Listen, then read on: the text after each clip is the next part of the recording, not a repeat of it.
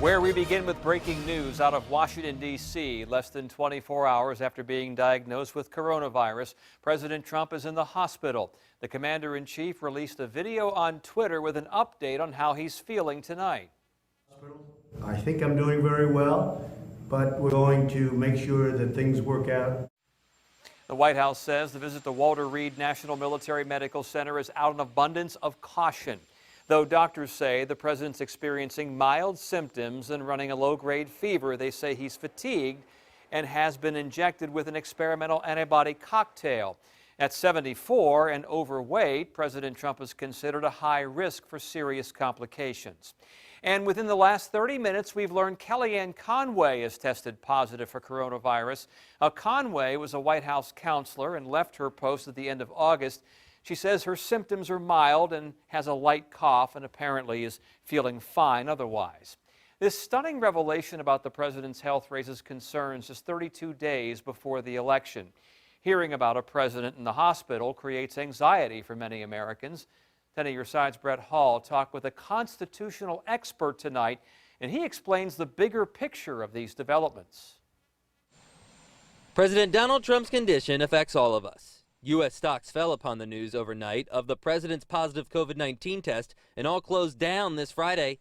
Now with the president checking into Walter Reed Medical Center with a mild fever. Uncertainty is always problematic, for the financial markets, for a lot of different things.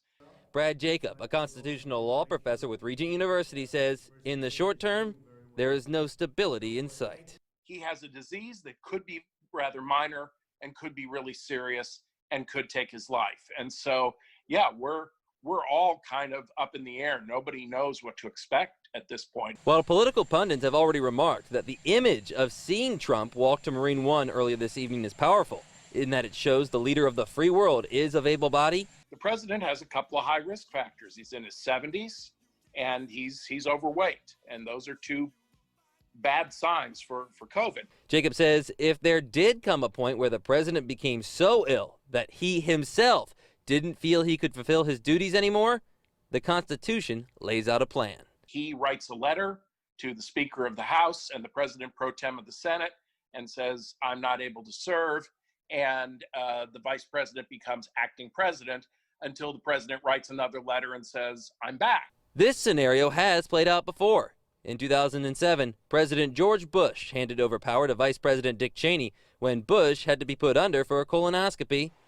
But there is also a plan in the case that the president doesn't give up his power, even if his advisors think he should. Then they can write the letter to Congress and have him removed and have the vice president step in. Jacob says that's never happened before and hopes it or nothing worse does. If the worst case happens, most of this, the Constitution gives us a process of how it will be handled.